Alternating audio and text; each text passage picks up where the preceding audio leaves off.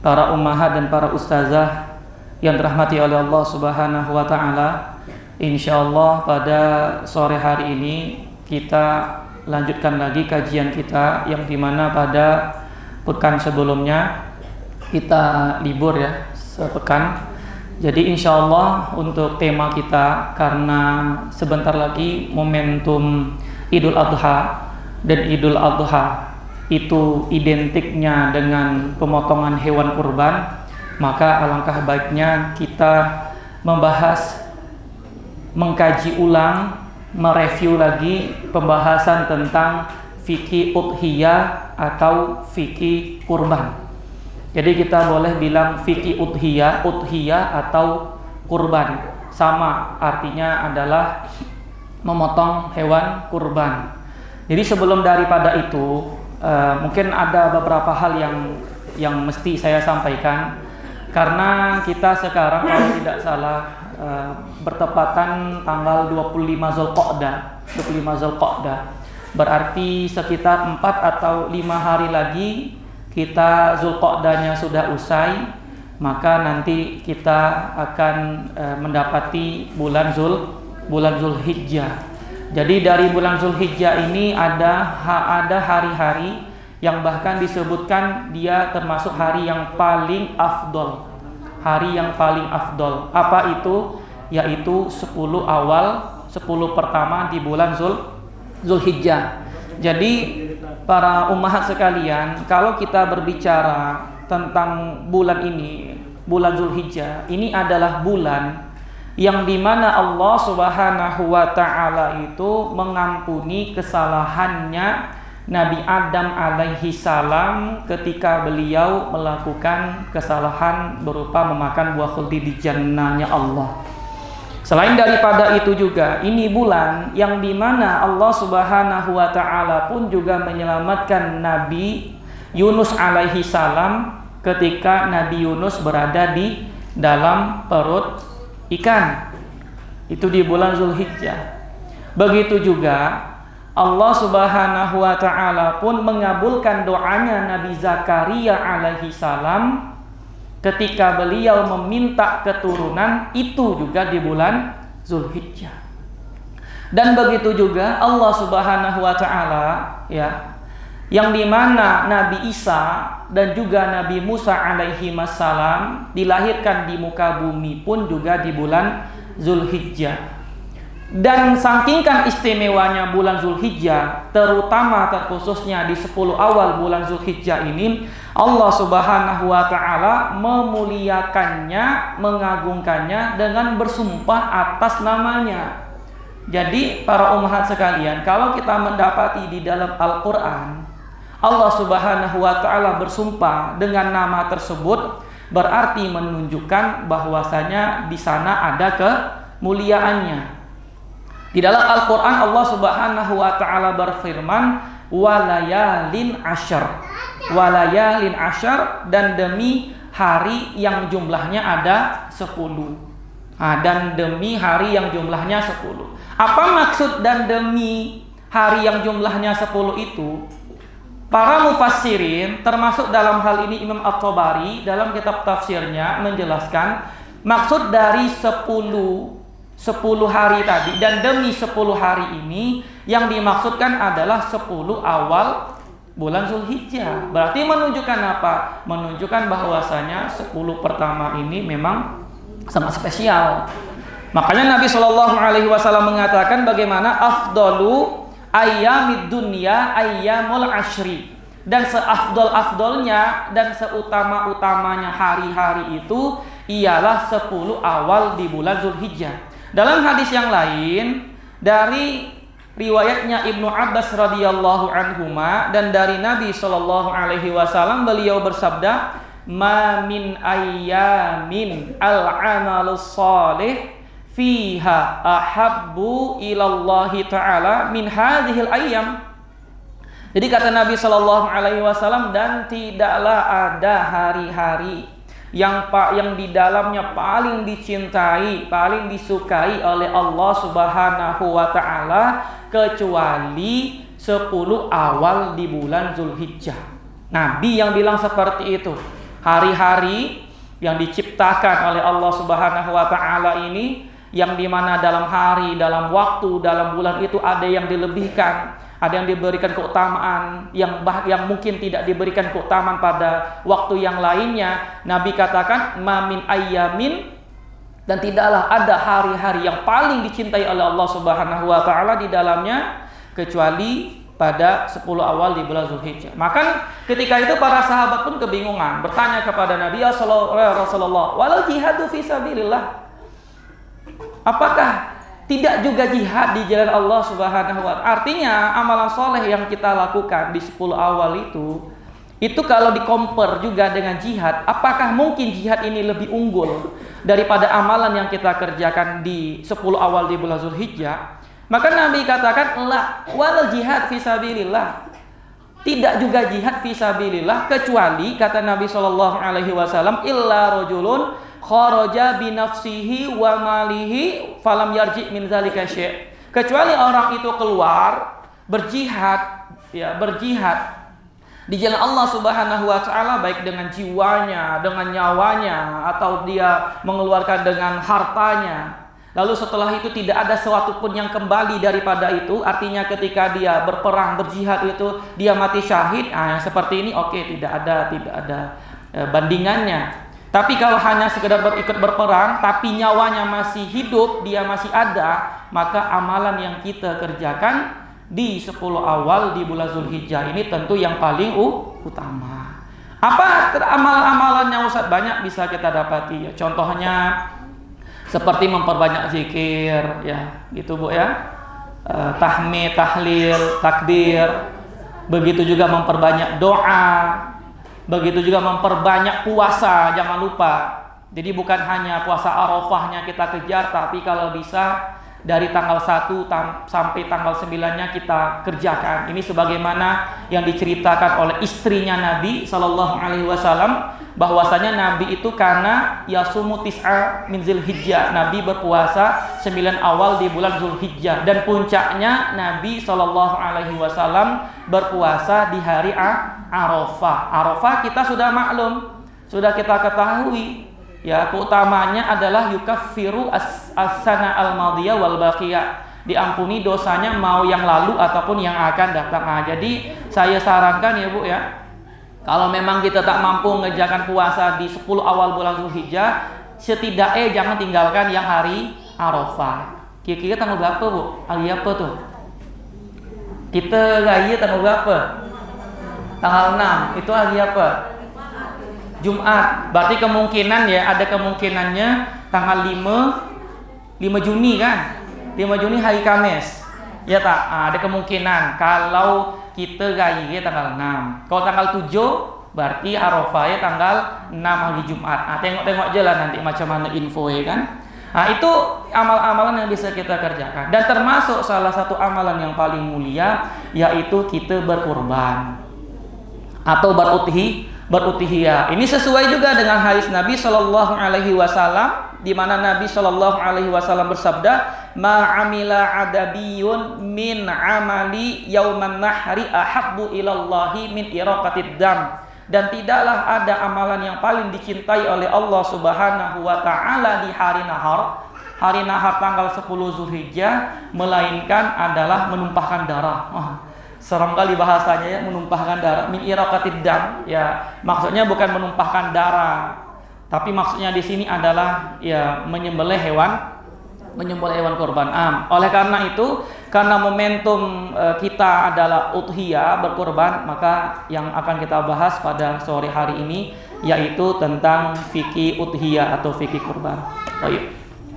Jadi para ummahat sekalian dan para ustazah dirahmati oleh Allah Subhanahu wa taala, sebelum daripada itu, ya, apa itu udhiyah? Apa itu kurban?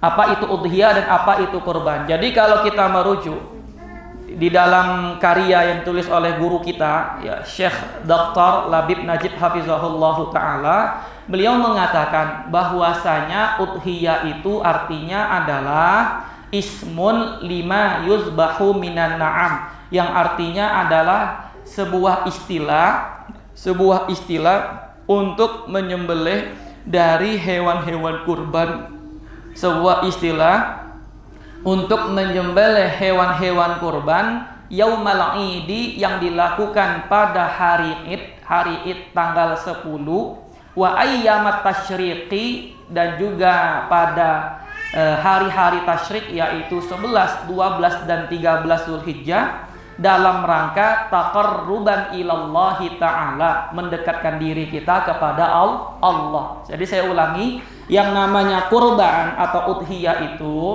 artinya adalah sebuah istilah, ya, sebuah istilah untuk menyembelih hewan-hewan kurban yang dilaksanakan di hari nahar dan hari-hari tasyrik dalam rangka mendekatkan diri kita kepada Allah Subhanahu wa ta'ala. Jadi dari definisi yang saya sampaikan tadi, maka kita bisa mengambilkan kesimpulan bahwasanya yang namanya kurban itu tidak keluar dari 3 hal. Tidak keluar dari 3 hal. Apa 3 hal ini? Yang pertama, kurbannya dengan hewan-hewan na'am. Na'am artinya adalah hewan ternak.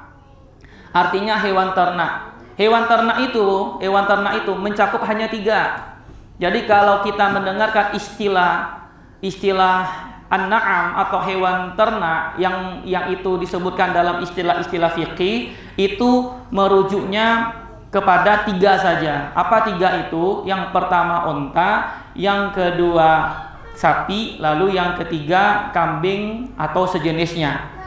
Itu dalam bahasa Arab seperti an-na'am. Makanya di dalam Al-Qur'an ketika dikatakan alama razaqahum min bahimatil an'am, ya, yang Allah berikan rezeki kepada kalian dalam bentuk hewan-hewan ternak, bahimatul an'am. An'am itu maksudnya adalah unta, sapi, dan begitu juga kambing.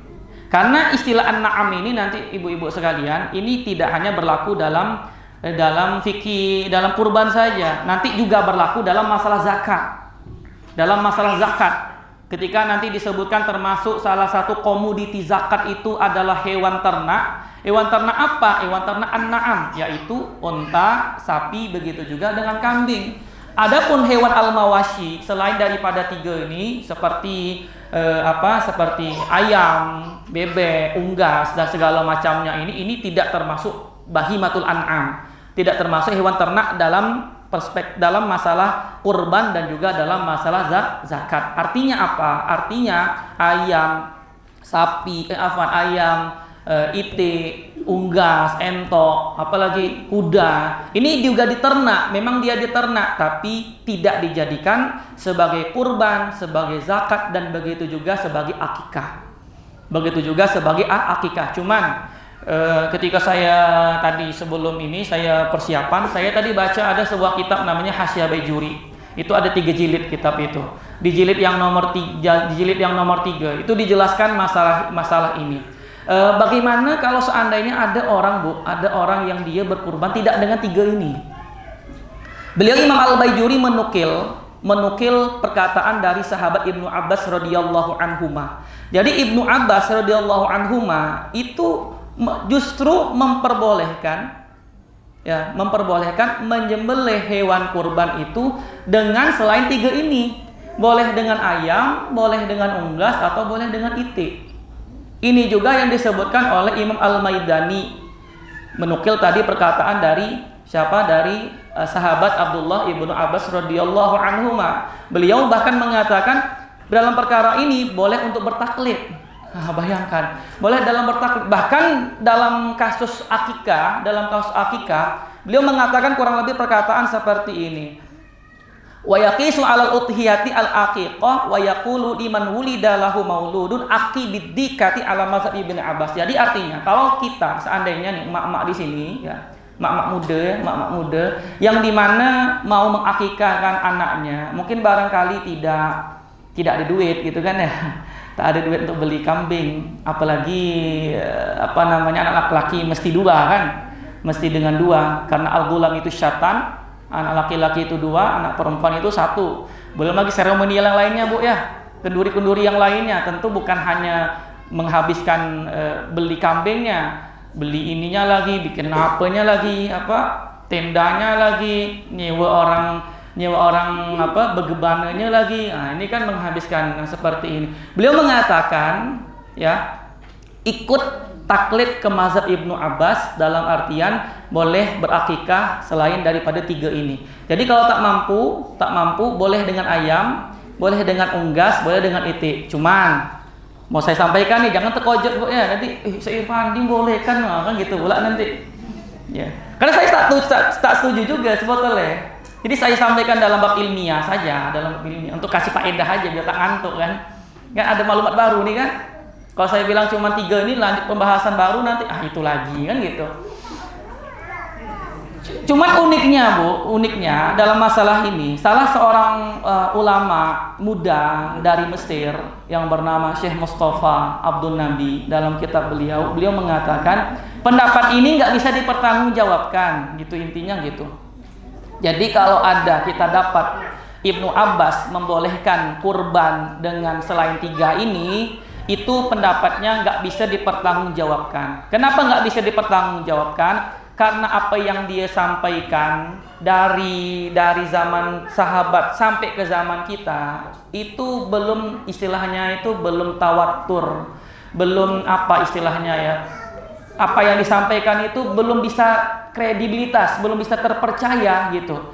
Bisa jadi ini bukan Ibnu Abbas yang mengatakan, bisa jadi ulama lain tapi menisbatkan kepada Abdullah Ibnu Abbas. Sementara yang 3 ini itu sudah menjadi kesepakatan bukan hanya dalam mazhab kita, tapi juga kesepakatan oleh 4 mazhab, Abu Hanifah, mazhab Hanafi, mazhab Maliki, Syafi'i, dan juga Hanbali, yang mengharuskan berkorban dengan 3 ini. Makanya ini nasihat juga Bu, nasihat juga saya sampaikan kepada Ibu. Kalau mau belajar terutama fikih itu jangan keluar dari fikih mazhab. Kenapa demikian? Karena kalau belajar dengan fikih mazhab itu sudah terpercaya, sudah terkredibilitas, autentik dari zaman ulamanya, mujtahidnya sampai ke zaman kita itu dijaga betul-betul. Sementara ulama-ulama yang lain ya atau mujtahid yang lain itu kenapa hilang? Seperti misalnya saya contohkan ada mazhabnya Ishaq bin Rohawi, ada Abu Thawr, ada lagi itu misalnya At-Tabari dan ulama-ulama lainnya. Kenapa kita nggak pernah dengar istilah beliau-beliau atau rahimahumullahu taala? Dikarenakan tidak terjaga dan tidak dikembangkan oleh murid-murid setelahnya. Sementara yang 4 ini itu murid-muridnya menjaganya sampai nanti generasi selanjutnya sampai dengan kita akhirnya bisa kita nikmati seperti itu. Nah, ini untuk yang pertama tadi intinya ketika berkurban mesti dengan hewan ternak yang 3 ya, onta, sapi, dan begitu juga kambing. Lalu apa yang kedua? Ya, yang kedua, pelaksanaan hewan kurbannya itu mesti dilakukan di hari Id. Mesti dilakukan di hari Id dan juga hari-hari tasyrik. Oke. Jadi kalau kita bicara hari Id itu mulainya tanggal berapa, Bu?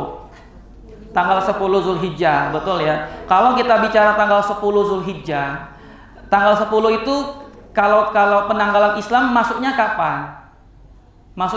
Apakah dari maghrib, apa jam 12 malam, atau besok subuhnya? Maghribnya. Jadi kalau kita bilang tadi bahwasanya awal dari penyembelihan hewan kurban itu adalah di hari Id. Pertanyaannya, apakah boleh orang menyembelih hewan kurban di malam Idnya? Di malam Idnya? Boleh.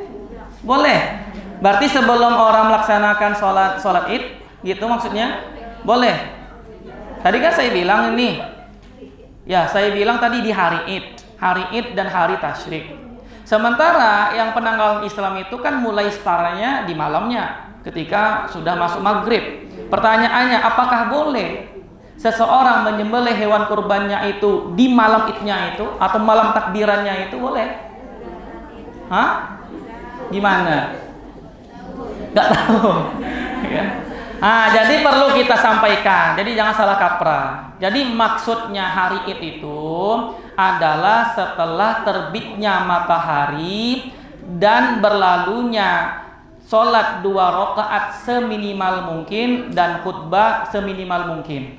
Gitu. Jadi start ya, atau pelaksanaan waktu udhiyah itu kan saya bilang tadi dimulai dari hari Id. Jadi nanti jangan salah paham, hari Id itu tanggal 10, berarti kan malamnya boleh dong, nggak seperti itu. Jadi maksud hari Id ini yaitu terbit matahari plus sholat atau sekira sholat 2 rakaat dan dua khutbah. Saya menggunakan istilah sekiranya. Jadi dikira-kirakan. Kira-kira orang melaksanakan sholat 2 rakaat seminimal mungkin atau 2 khutbah yang minimal itu menghabiskan berapa menit? Misalnya menghabiskan 10 menit menghabiskan 10 menit. Maka kalau seandainya kita asumsikan matahari terbit jam 6 pagi tambah 10 menit maka sama dengan 06:10. Maka waktu inilah waktu yang dimana kita sudah diperbolehkan untuk menyembelih hewan kurban meskipun dia tidak sholat Id. Jadi tidak ada syarat, tidak ada SOP, ketentuan berlaku bahwasanya menyembelih hewan kurban itu harus sholat Id atau harus menunggu sholat Id selesai, tidak. Akan tetapi tunggu matahari terbit atau sekiranya sholat 2 rakaat dan 2 khutbah, baru setelah itu kita sudah diperbolehkan untuk menyembelih hewan kurban. Sampai kapan Ustaz? Sampai akhir atau terbenam matahari di akhir hari tasyrik, yaitu tanggal 13 Zulhijjah. Tanggal 13 Zulhijjah. Berarti dalam hal ini waktu pelaksanaan penyembelihan hewan kurban itu kurang lebih ada 4 hari kan? 10, 11, 12, 13. Sekarang kita Idul Adhanya jatuh di hari Jumat. Jadi kalau seandainya pemotongan hewan kurban itu tak bisa diselesaikan sebelum pelaksanaan sholat Jumat, maka sebetulnya bisa kita tunda esok hari. Karena kenapa? Karena itu tadi batas waktu dari penyembelihan hewan kurban 10, 11, 12 dan 13. Dan uniknya, ini saya sampaikan untuk faedah. Yang uniknya dalam mazhab kita, mazhab Syafi'i, itu mengatakan bahwasanya hari tasyrik itu ada 3 hari setelah hari Id. Itu hanya dalam mazhab kita. 3 hari setelah hari Id, 11, 12 dan 13. Karena selain daripada mazhab Syafi'i seperti mazhab Hanafi, mazhab Maliki dan mazhab Hambali berpendapat bahwasanya hari tasyrik itu hanya 2 hari setelah hari Id, 11 dan 12. Makanya orang-orang yang itu pakai Hanafi, Maliki dan Hambali, penyembelihan hewan kurbannya hanya terjadi pada 3 hari, 10, 11 dan 12. Dalam mazhab kita tasyriknya ada 3 setelah hari Id, 10, 11, 12 dan 13. Nanti dalam masalah ini juga berefek kepada takbirannya.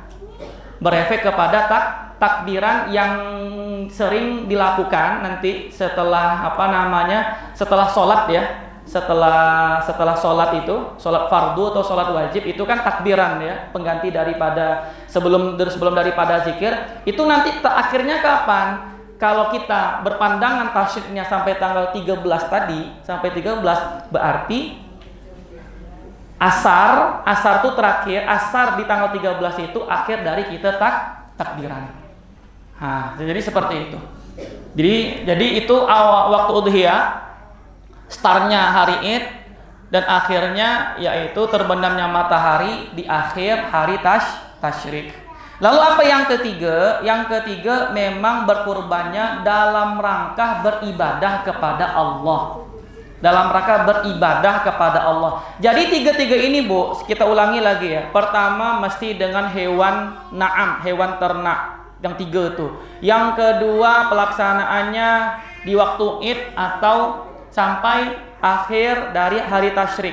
Lalu yang ketiga dalam rangka beribadah taqarrub kepada Allah Subhanahu wa taala. Tiga-tiga ini kalau terpenuhi, maka dia namanya kurban.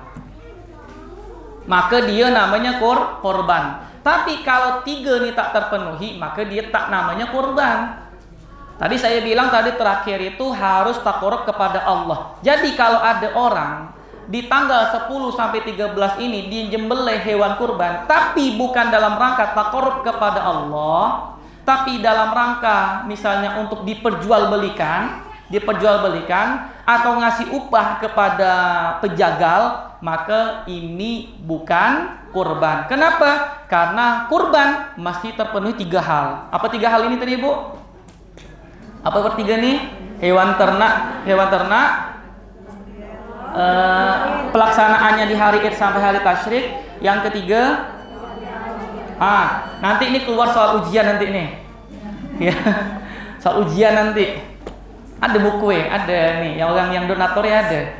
Biasanya ngasih kaos kaki. Tak ada ibu-ibu Ya, itu permasalahan yang pertama. Lalu permasalahan yang kedua, apa dalil disyariatkannya ibadah kurban? Jadi dalil disyariatkannya ibadah kurban sebenarnya banyak sekali. Seperti misalnya dalam Al-Quran Allah Subhanahu wa taala berfirman, "Fasholli li rabbika wanhar." Fasholli li rabbika wanhar ditafsirkan oleh ulama kita. Fasholli ai sholli sholatal id, salatlah kalian salat id. Setelah itu wanhar. Baru setelah itu nyembelih hewan kurban. Nah, itu maksud dari fasholli li rabbika wanhar. Salatlah salat Id dan sembelihan hewan kurban. Tapi gini nanti nih Bu, kita harus paham. Ya, ini nggak apa-apa saya sampaikan faedah saja. Kita harus membedakan istilah az-zabhu sama an-nahar. An-nahar. Ini permasalahan dalam proses penyembelihan hewan kurban. Karena nanti dalam menyembelih hewan yang halal dimakan itu ada dua macam. Ada yang dia bisa untuk kita sembelih, ada yang tak bisa disembelih. Kalau tak bisa disembelih ini misalnya hewannya memberontak, hewannya nakal, hewannya liar gitu ya. Ini mau tak mau cara membunuhnya di mana saja kita tancapkan. Nggak di paha dia, nggak di kepala dia, nggak di jantung dia, mati dia. Itu halal untuk dimakan. Tapi kalau hewan itu hewan yang memungkinkan untuk disembelih, artinya dia jinak, tak meronta-ronta, tak bergerak-gerak, tak liar, tak apa segala macam, maka kita ada dengan dua cara. Ada dengan az-zabah, yang kedua an-nahar. Dia sama aja kalau terjemahkan artinya sama-sama menyembelih. Cuman proses penyembelihannya beda. Kalau az-zabah itu biasanya diperuntukkan buat hewan yang kepalanya pendek, hewan yang pendek macam kambing sama sapi. Biasanya itu az-zabah namanya, disembelih. Tapi kalau an-nahar itu biasanya diperuntukkan buat yang panjang seperti unta. Makanya nyembelih unta sama nyembelih kambing atau sapi itu beda. Macam mana Ustaz cara? Tak mungkin saya praktekkan, tengok di YouTube aja lah. Gitu ya. Cara nyembelih unta macam mana? Tengok, nanti diikat kaki depannya, didudukan, ditusuk gitu ya. Tapi mana bagian yang disembelih itu? Jadi kalau kita tengok nih, apa namanya nih? Kerongkongan kita. Ini kan ada 3 saluran nih, ya tak? Ada saluran atas tuh namanya saluran pernafasan, ada saluran makanan, samping ini saluran darah, namanya wadijen. Ini al-hulqum, saluran pernafasan. Yang di bawah itu saluran makanan. Lalu ada 2 urat di sini, itu namanya wadijen atau saluran darah. Dalam mazhab kita, intinya yang terputus itu bagian yang ada di antara saluran pernafasan sama saluran makanan. 2 ini wajib terputus. Kalau tak terputus, maka dia nanti jadinya bangkai. Kalau bangkai haram dikonsumsi, rugi orang kan. Orang lah kumpulan duit berapa sekarang tu, Bu? 25, 26, 27 kan, 3 juta orang ada 3 juta. Tahu-tahu korbannya tak sah. Kenapa tak sah? Nyembelihnya tak tepat. Adapun yang samping ini, yang 2 ini, yang saya bilang tadi wadijen atau saluran urat darah, ini hukumnya sunnah. Tapi yang paling afdol, saluran pernapasan, saluran makanan, sama urat darah, semuanya terputus. Ustadz, bagaimana kalau nyembelihnya sekali tebas, seret, kepalit, tanggal sekali-kalian? Nah, macam mana tuh? Boleh tak tuh? Hah? Macam mana? Jadi kan saya bilang nih, yang Ustadz Irfandi kan bilang, kalau saluran pernapasan, saluran ini, saluran makanan, saluran urat darahnya wajib paling sempurna semuanya terputus. Gimana langsung aja kita pancung sekalian? Tanggal kepala dia. Gimana tuh, boleh tak? Kejam. Oke, kalau kejam berarti gimana? Hukumnya makruh. Makruh. Kenapa? Botol tadi yang dibilang alasannya karena ada unsur menyiksa atau kejam tadi. Gitu ya. Kejam atau menyiksa. Maka diputuskan dulu dua saluran tadi atau sempurna sekalian dengan darahnya, saluran darahnya. Baru nanti kalau udah mati total, tak apa-apa, ndak dipotong kepala pun juga tak apa-apa gitu. Tapi kalau dari awal itu semua kepala hilang, itu jatuh kepada kemakruhan. Itu dalil yang pertama. Apa dalil yang selanjutnya? Sesuai dengan hadis Nabi, mau itu dari perkataan, berupa perbuatan, atau dari keputusan Nabi Sallallahu Alaihi Wasallam. Ya, bahwasanya disebutkan annan nabiyya doha bikabsyaini amlahaini akranaini. Nabi berkorban dengan 2 kambing berwarna putih yang punya 2 tanduk. Nah, berarti menunjukkan bahwasanya kurban ini disyariatkan, gitu ya. Lalu tadi hadis yang saya sebutkan di awal tadi, ma'amila adamiyun, dan tidaklah ada amalan dari anak Adam yang dicintai oleh Allah Subhanahu wa taala di hari Id kecuali amalan menyembelih hewan kurban. Makanya ketika Nabi bilang seperti itu, muncul pertanyaan, mana yang afdol? Mana yang lebih utama? Kita berkurban di tanggal 10 sampai tanggal 13 itu, atau kita bersedekah yang dimana sedekahnya itu dengan nominal hewan kurban. Paham maksudnya, Bu? Jadi ada 2 pilihan di sini kan. Ustaz, kami tak mau berkurban, Ustaz, malas, kami takut nengok dagang. Macam mana kami inisiatif, Ustaz? Di sini masjid ini atau TKIT ini berapa? Matok ini berapa? Ada Ustaz TKIT sini. Soalnya 2,5 atau 2,7. Kami takut nengok darah, Ustaz. Udahlah, kami bersedekah sebanyak 2,5 atau 2,7. Kami salurkan buat saudara-saudara di Palestina sana. Kira mana yang afdal, Bu? Mana yang afdal tuh? Kenapa kurban, Bu? Korban, oke. 100. Ada lagi yang lain? Karena apa? Karena kurban itu terbatas. Iya tak? Selain daripada dia yang tadi dibilang Ibu tadi betul, amal dicintai oleh Allah dari tanggal 10 sampai 13 itu. Selain daripada itu kan dia muhaddad, dia terbatas, hanya dilakukan pada tanggal 10 sampai pada tanggal 13. Sementara bersedekah itu bisa kita lakukan kapanpun, dimanapun. Kapanpun dan dimanapun, tak mesti nunggu momentum Ramadan. tak mesti nunggu momentum 10 awal bulan Zulhijjah. Habis dari ini tuh ada kotak-kotak tuh kan, masukan. Siapa yang boleh masukan?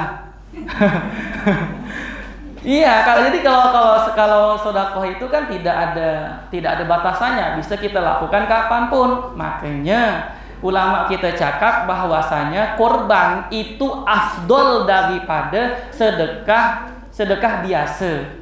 Kecuali kalau kurbannya kita lakukan pada bulan Ramadan. Ini macam mana sih gitu ya, kurban dibuat di bulan Ramadan atau kurban dibuat nanti aja lah Ustaz di bulan Muharram. Itu memandai namanya itu. Itu namanya memandai. Itu permasalahan yang kedua. Lalu permasalahan yang ketiga berkaitan dengan hukumnya. Ini hukum menarik ini Bu ya. Jadi apa hukum kurban tuh? Apakah dia wajibkah? Apakah dia sunnahkah atau bagaimana? Kira-kira bagaimana Bu? Apa hukum berkurban tuh? Hukum kurban. Oke, kita katakan hukum kurban itu hukumnya sunnah. Sunnah itu untuk kita, untuk umatnya Nabi Shallallahu Alaihi Wasallam. Tapi kalau untuk Nabi itu bukan sunnah, tapi wajib.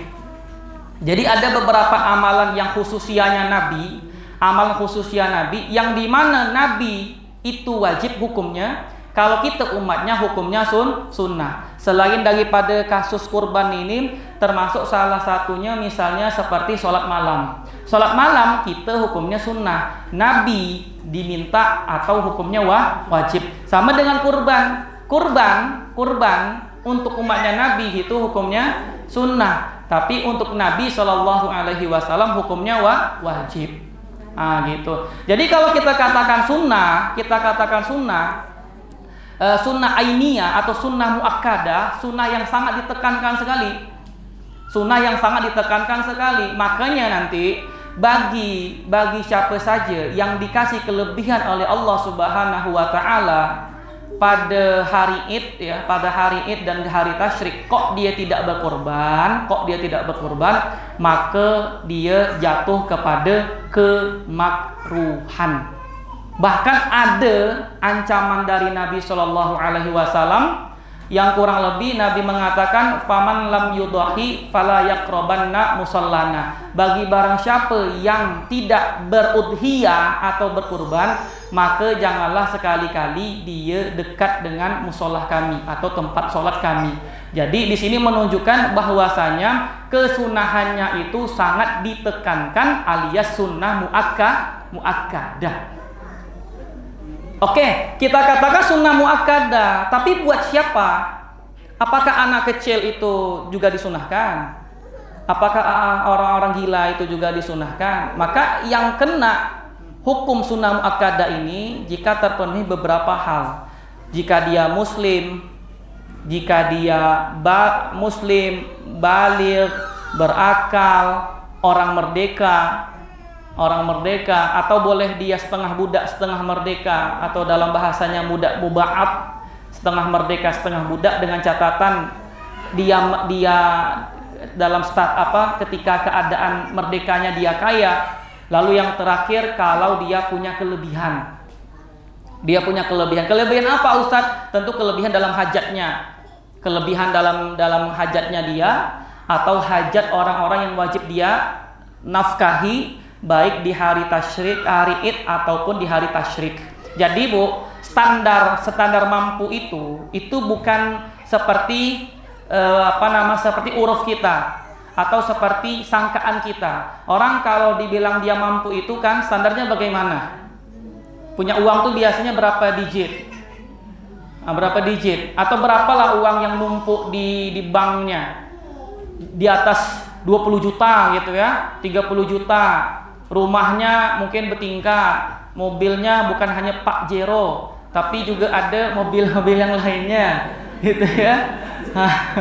Terus kebun sawit tak hanya 1 hektar, tapi berhektar-hektar. Ini kan kalau kita bawakan makna mampu menurut kita sekarang, tapi mampu yang dibahas dalam bab kurban itu intinya dia punya kelebihan hajat, baik untuk tanggungan dia ataupun tanggungan orang yang wajib dia nafkahi di hari Id sama 3 hari tasyrik.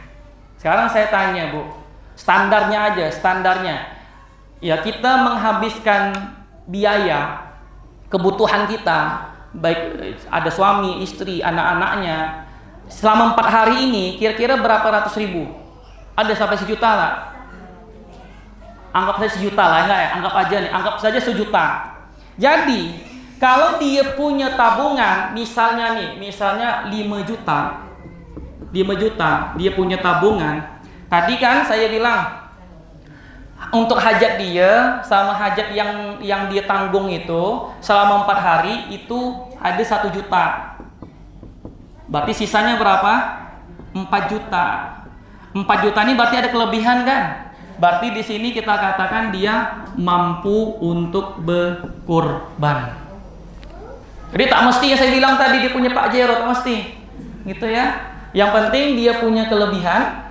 Yang kelebihan untuk hajat dia dan hajat orang yang dia tanggung di hari Id dan juga di hari Tasyrik. Nah, disitulah dia kena kesunahan.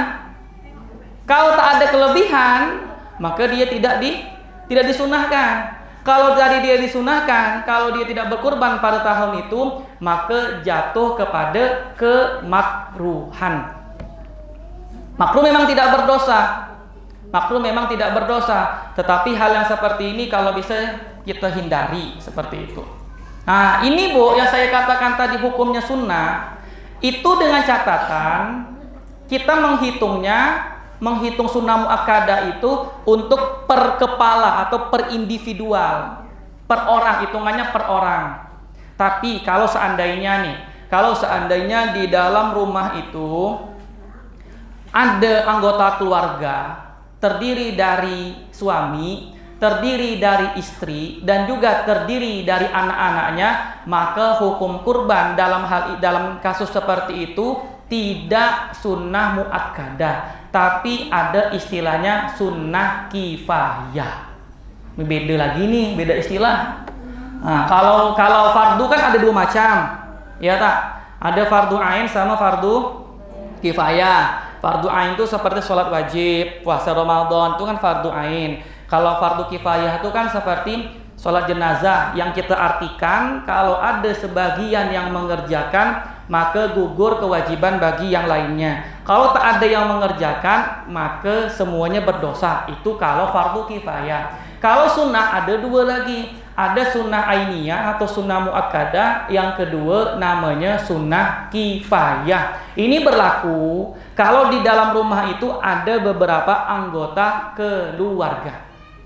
Di dalam rumah itu ada beberapa anggota keluarga. Jadi apa itu sunnah kifayah, Ustadz? Jadi sunnah kifayah itu intinya kalau ada salah satu saja dari anggota keluarga itu yang berkurban, maka gugurlah kesunahan bagi yang lainnya. Artinya anggota keluarga yang lainnya itu tidak diminta untuk berkurban, tidak disunahkan lagi untuk berkurban. Intinya salah satu saja. Siapa salah satu saja? Mau misalnya istrinya, mau misalnya suaminya, atau mungkin bapaknya yang dia tanggung, atau mungkin emaknya yang dia tanggung, yang pada saat itu berkurban, maka gugurlah kesunahan bagi anggota keluarga yang lainnya. Jadi yang dimaksudkan ahlu bait di sini atau anggota keluarga, sebenarnya ada 4 definisi masalah anggota keluarga, tapi saya cukupkan satu saja. Siapa anggota keluarga itu? Yang dimaksudkan anggota keluarga dalam masalah ini pokoknya siapapun yang dia tanggung, udah. Siapapun yang dia nafkahi. Misalnya saya suami, misalnya ini istri saya, ada anak-anak yang saya tanggungi, ada orang tua saya yang saya tanggungi, maka yang ini namanya ahlu bait.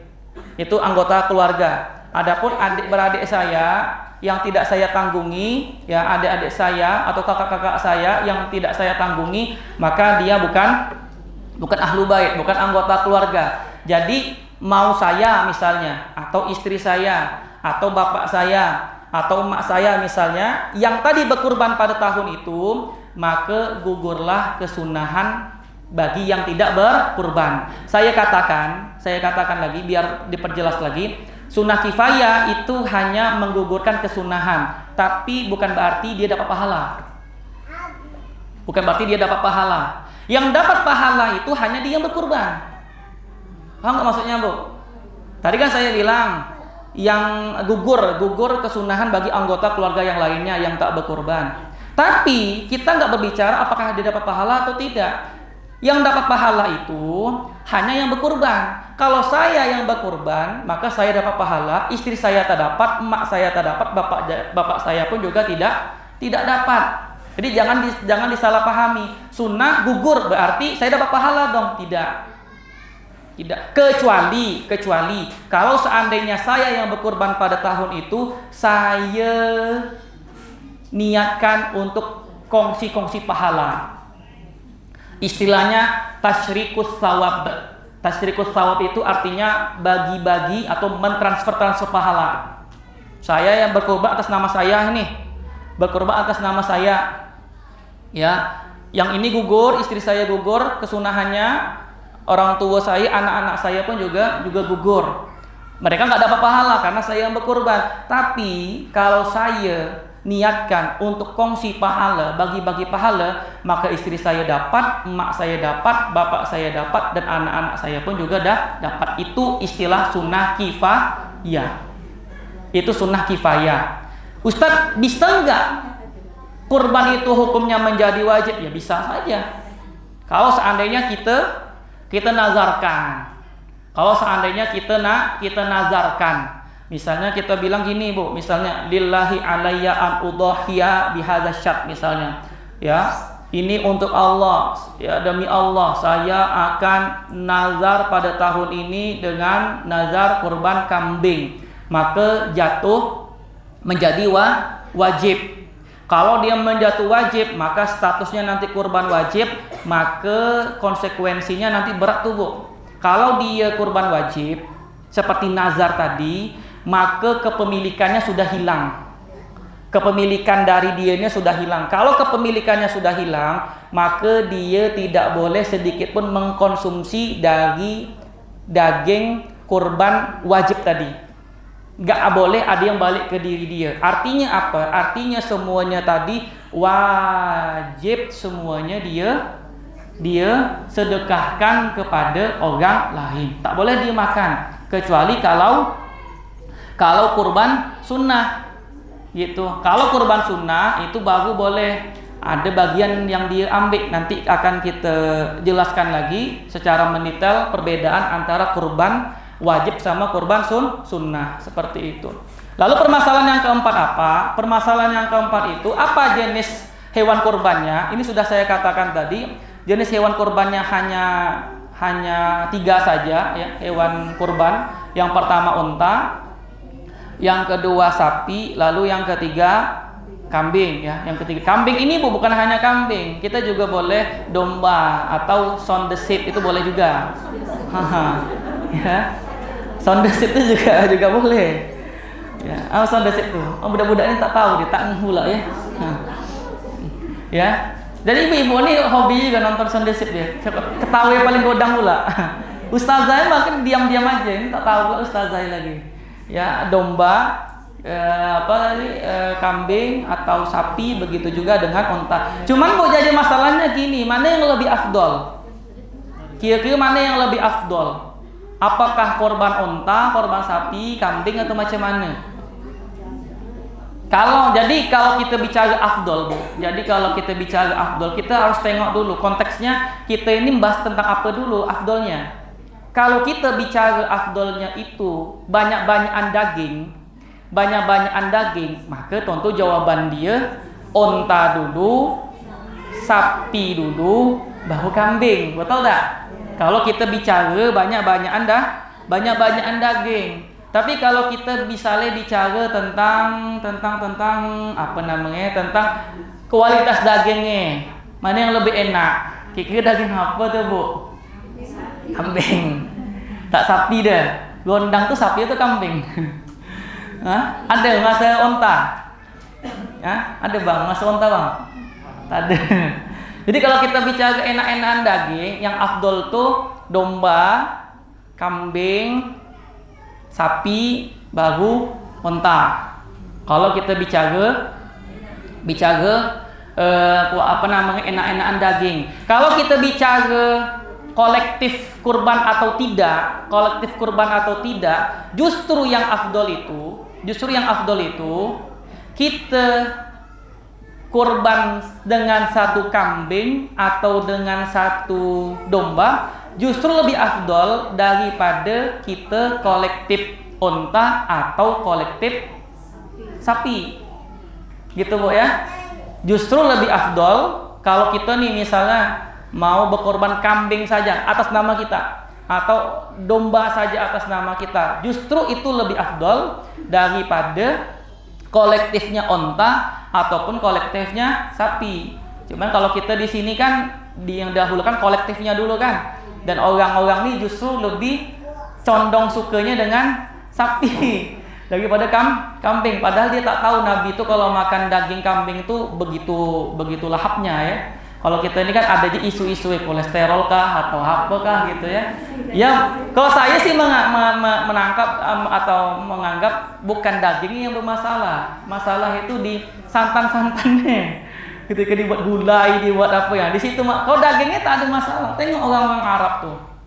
Badannya segar-segar, tinggi-tinggi, umurnya tua-tua.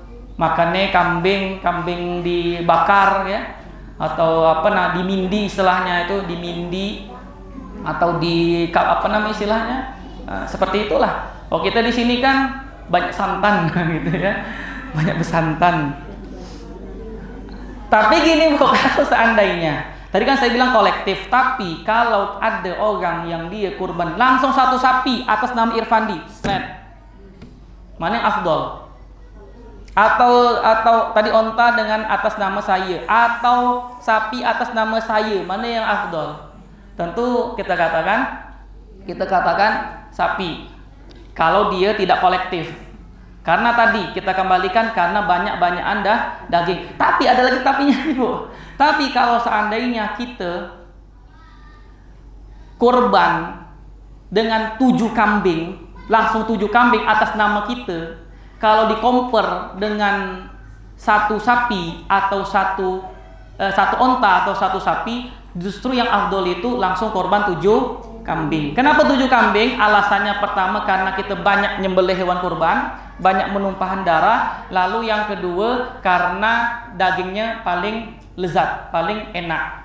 Itu kalau kita bicara tentang hewannya. Kalau kita bicara dari segi warna, maka yang afdol itu pertama warna putih. Kalau tak ada warna putih, maka warna kekuningan. Kalau tak ada kekuningan, maka antara kuning sama putih. Apa tuh antara kuning sama putih? Krim lah ya, krim. Lalu warna merah. Kalau tak ada warna merah, belang-belang hitam putih. Kalau tak ada hitam putih, maka warna hitam. Hitam tuh yang terakhir. Ustadz, apa alasan tingkatan seperti itu? Alasan yang pertama bisa jadi melihat karena dari ta'abudinya, atau yang kedua karena melihat dari eloknya bentuk kambing atau bentuk hewan itu. Biasanya putih itu kan lebih enak dipandang daripada yang hitam, kan gitu. Gimana? Ya memang macam gitu Bu ya. Atau seperti itu lah. Kalau enggak alasannya karena perkara ta'abudi, atau yang kedua mungkin karena elok untuk dipandang, seperti itu. Kalau kita bicara dengan jenis hewannya, maka kita katakan yang laki-laki, yang jantan lebih afdol daripada yang betina. Dengan catatan nih, kalau fuqaha kita bilang dengan catatan kalau yang jantannya atau kurban jantan tuh dia tak banyak, dia tak banyak berjima. Maka yang afdol tuh yang jantan daripada yang betina. Kalau banyak berjima, maka yang afdolnya itu betina daripada yang jantan. Dengan catatan kalau betina tak bunting. Kalau dia bunting betinanya, maka yang jantan lebih afdol secara mutlak. Kenapa demikian? Karena kurban dengan betina yang bunting, dengan hewan betina yang bunting, itu masih diperselisihkan sah atau tidak. Karena kan kita tengok dia kan badannya gemuk Bu ya, badannya gemuk. Cuman yang jadi masalah gemuknya ini karena apa? Apakah karena dagingnya yang semakin bertambah atau karena anaknya? Karena anaknya seperti itu. Makanya ada diperselisihkan sah atau tidak berkurban dengan hewan-hewan yang bunting. Kalau kita bicara dari gemuk-gemukan, maka tentu yang gemuk lebih afdol daripada yang kurus. Bahkan kalau yang kurus dua sekalipun, tetap yang gemuk lebih afdol. Ini berkaitan dengan jenis-jenis hewan kurban seperti itu. Mungkin waktu sudah menunjukkan jam 5:30 ya. Kita cukupkan sampai 4 permasalahan dulu. Karena di sini target ada 20 nih Bu, ada 20, berarti 20 kurang 4. Besok kita hatamkan 16 pertemuan, 16 permasalahan lagi. Setelah itu kita nyantap sate. Gitu. Wallahu taala alam. Ada yang ditanyakan, Bu? Silakan, Bu. Tadi kan ada syarat-syarat orang korban. Iya. Ya, mampu. Jadi umpamanya kayak ada dia suami istri, masing-masing kan kerja. Jadi kalau seandainya korban itu ditanggunnya mampunya untuk satu keluarga, atau tak karena suami punya penghasilan, istri punya penghasilan, maka kewajiban atau sunnah suami tersendiri untuk istri tersendiri. Oke.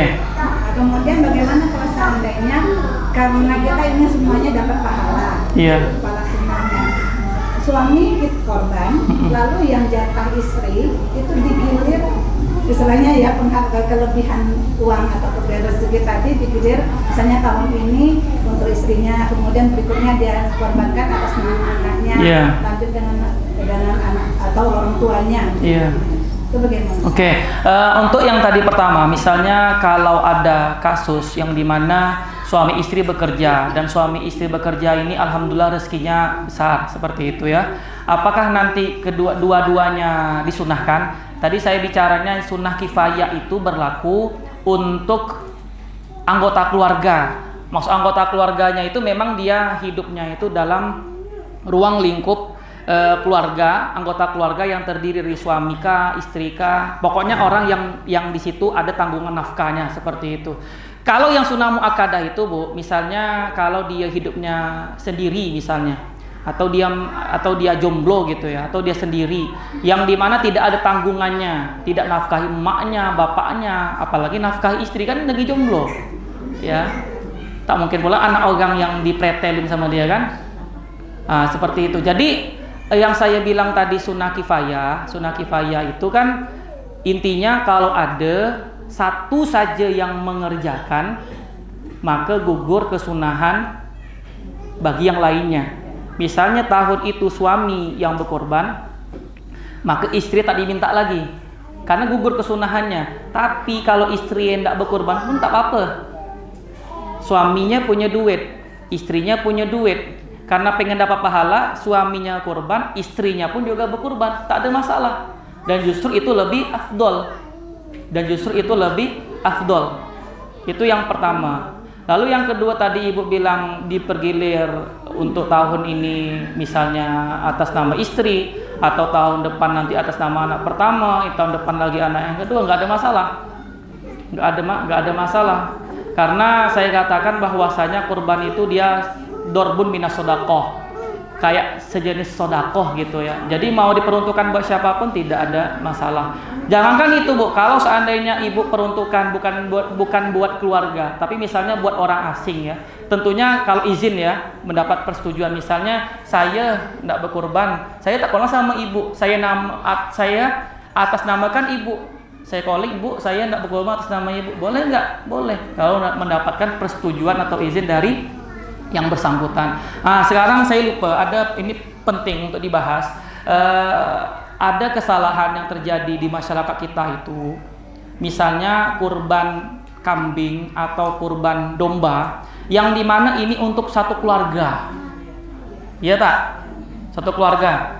Jadi saya kasih ke panitia kurban 2,7 juta, yang dimana 2,7 ini saya peruntukkan buat satu anggota keluarga yang misalnya terdiri dari 5 orang. Pokoknya buat 5 orang nih. Seperti ini nggak boleh. Nanti akan kita sebutkan. Onta maksimal 7, sapi maksimal 7. Kambing atau domba itu korbannya hanya untuk 1 orang.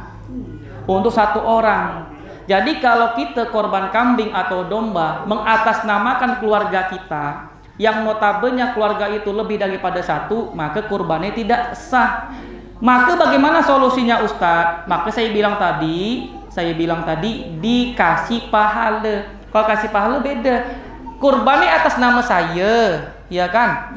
Kurban kambingnya atas nama saya. Tapi ketika penyembelihan tuh saya niatkan pahalanya untuk orang lain atau untuk keluarga saya, seperti ini tak apa-apa. Tapi kalau dari awalnya kurban atas nama Irfandi, atas nama ini, atas nama itu, atas nama ini, maka nggak sah. Kenapa? Karena kambing hanya 1.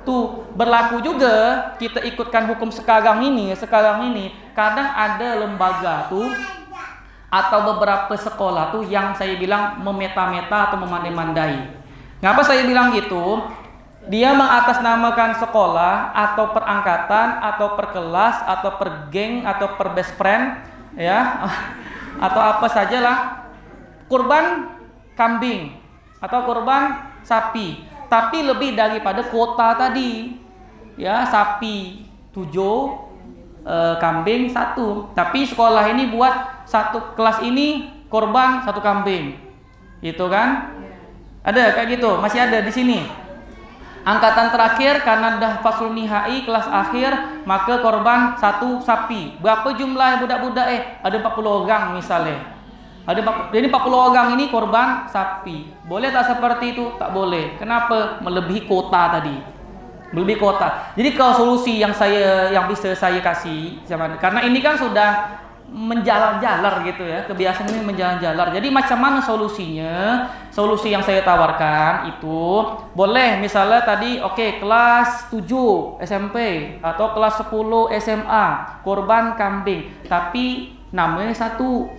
Misalnya wali kelas dia atau ketua kelas dia, ya, atau budak yang paling dogel di situ atas nama dia. Di atas nama dia nih, misalnya nama dia si Ebot misalnya, namanya si Ebot. Nanti si Ebot itu ketika sudah menyembelih hewan tersebut, itu nanti diniatkan untuk bagi-bagi pahala.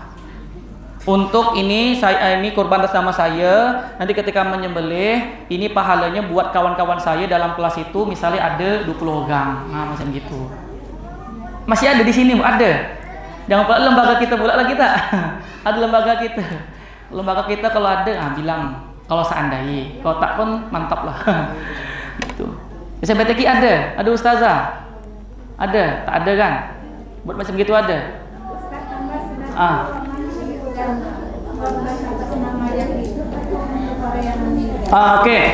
Ini sekarang untuk yang hidup atau yang meninggal. Sebenarnya ada permasalahannya, tapi karena sudah ditanya tak apa-apa. Sebenarnya sama saja, mau kita kurban atas orang hidup, atas orang yang sudah meninggal dunia, itu tak ada keafdoliaan. Cuman ketentuannya, kalau hidup mesti izin tadi ya, mesti izin. Kalau yang meninggal itu mesti ada wasiat. Ada wasiat. Jadi saya seandainya sebelum meninggal, saya bilang kepada ibu, Bu, ini saya punya duit sekian-sekian. Kalau nanti saya meninggal dunia, belum jumpa dengan Idul Adha, saya wasiatkan kepada ibu, ini duitnya silakan kurban. Atau tidak dengan uang saya, tapi dengan uang saya wasiatkan kepada ibu, tolong kurbankan atas nama saya. Berarti ada wasiat. Ada wasiat, maka kita boleh berkurban atas nama si mayit. Atas nama si mayit, seperti itu. Orang tua, kalau orang tua nggak apa-apa, karena dia bukan ini orang asing. Yang saya maksud orang asing, orang yang tidak ada hubungan alaqah sama kita, nggak apa-apa. Nanti ada lagi yang mengatakan bahwasanya kurban mau atas nama si mayit atau orang yang hidup itu dikiaskan seperti sedekah. Karena sedekah itu kan tidak mesti ini kan menunggu orang ya. Dalam artian kita sedekah atas nama orang tua kita yang meninggal sampai pahalanya. Begitu juga dengan kurban. Jadi kalau seandainya dikiaskan dengan sedekah tidak kita sedekah maka pahalanya sampai kepada si mayit, begitu juga dengan udhiyah. Ya, berkurban maka juga sampai kepada orang tua yang kita niatkan tadi untuk berkurban. Wallahu a'lam. Ada lagi, Bu? Jadi kalau masih Iya. anggota keluarga tak perlu wasiat lagi, Ustaz? Kalau masih anggota keluarga nggak apa-apa, nggak perlu. Yang saya maksudkan tadi itu kalau bukan anggota keluarga. Ada lagi? Sudah ya, Tahib. Kalau sudah, mari kita tutup majelis kita pada sore hari ini dengan bersama-sama mengucapkan hamdalah dan doa kafaratul majelis. Alhamdulillahirabbil alamin.